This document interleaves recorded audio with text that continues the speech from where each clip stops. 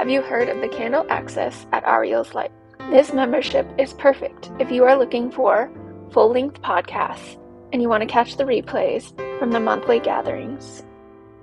Your Candle Access also includes the Beacon Files, which are 40-plus hours of inner work content, as well as Biz Schooling for all the families homeschooling and running a business. There's the meditation series with the introduction to meditation, meditation for the parents, and meditation for the children, as well as our archive of 2023 with full-length podcasts and gathering replays. Join for only $5 a month at arielslight.org. Welcome to this short, but hopefully helpful podcast about planning for high school. So this kind of comes off the heels of the other planning videos that we've made and podcasts that we've made. I highly encourage you to watch those and listen to those because they will sort of help lay the foundation for your lessons that you're putting together. But I really just want to tell you not to stress. Having been down this road several times, it is so easy to get all hung up and tied up in what it is that you think society needs your children to have. And that is not what they need. What they need is an understanding of how to learn. And hopefully you've been teaching them that as you've been walking your homeschooling path. So I will say, definitely do lessons for sure, 100%.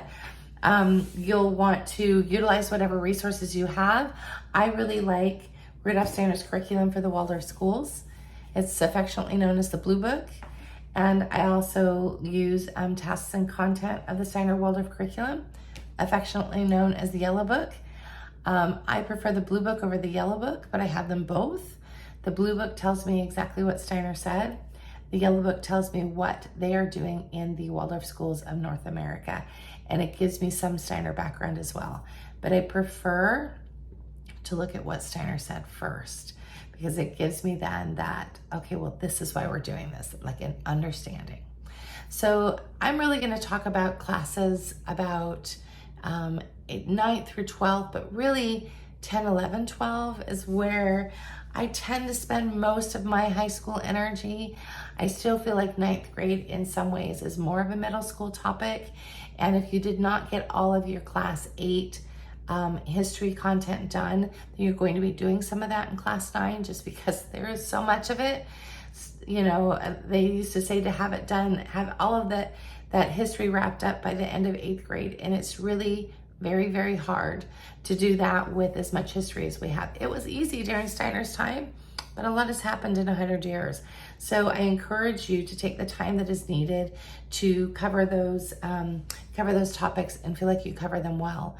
I said in my middle school video, and I'm going to say it again here, I feel like this is a great time to make sure that you do a timeline about once a year, just because I like to make sure that they understand the passage of time and we have the sequencing correct. We want to sort of make sure of that. You have this opportunity in the high school space to go much deeper. You know, you're revisiting things like ancient cultures again in class 10, which is great if you have a 10th grader and a 5th grader. You can do you double duty there because you will be like wearing the same hat for both of those things, but really take the time to go deeper with that high school student. Expect more from them, expect more from their writing. You know, if you've got a child that is still struggling with writing or is struggling with mathematics, this is a time to sort of step back and take some evaluation. Where do you really want them to be, and where do they like, how are they feeling? How are they feeling confidence-wise? I think with mathematics, we have a culture that is wrapped up in mathematics way too much.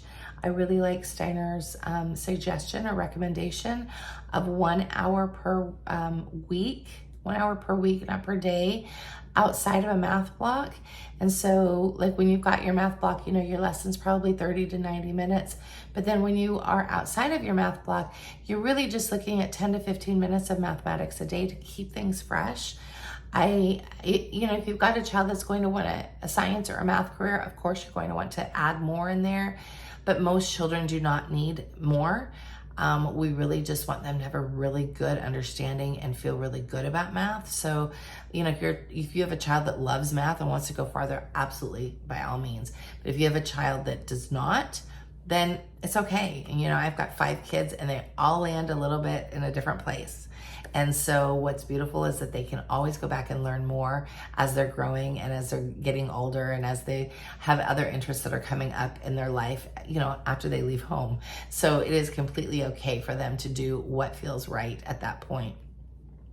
I also want to really emphasize, and I can't emphasize this enough, that you really want to spend a lot of time finding beauty, expressing beauty, spending time together, spending time artistically, so that they have an artistic outlet when they are going through these years. They're very much in this truth space, so allow them that. When I was raising my older 3, we were in a completely different political climate than we are now. And the kids completely disagreed with Eric and I all the time, which meant for some really spicy dinner conversations. But that's where you want them to be. Not necessarily that you want them to be opposite you, but that you want to be in a space where they are passionate and they want to have a discussion, and you want to meet them where they are. You really want to sort of help them foster that, because that's exactly what they're supposed to be doing with this space and this age that they're in. But truly, overall, I don't want you to stress. Of course, you're going to do your planning as before. You're going to sit down and lay out your blocks, and you're going to go from blocks to weeklies and from weeklies to dailies. I would highly recommend that you bring that child in, especially in high school. Bring them in, have discussion. This is what we're learning about. These are the places, these are the field trips that I'm considering. Do you have any other thoughts in mind? Are there things that you want to learn that are not on here? Truly have that conversation. I have it a little bit when they're younger, but you really, truly want to have it when they are in high school, so that you can make those high school years beautiful, fun years. I also highly recommend them getting a job. Let them get out. Let them get away from you for a little bit and enjoy learning from other people. That's such a beautiful space when they have other adults that they have to answer to, and it's not you. And they can kind of see that, oh wait, mom and dad might not be so crazy. So that's a beautiful space as well. So allow them that. Give them a space to volunteer, the space to have a job, the space to do those things that's what the high school years are for. And also, don't be in such a hurry to graduate them off. I am very, very happy that we started Super Sam when we did. Super Sam started class 1 when he was 7 and a few months, and he will turn 19 just as he's finishing up his senior year. And it's been a perfect pairing. My other children had earlier birthdays, so they were 18 and a half when they were finishing up. But I'm finding that just watching him unfold, it's been a very beautiful, beautiful space. And my youngest will also be, she'll be turning 19 in her senior year.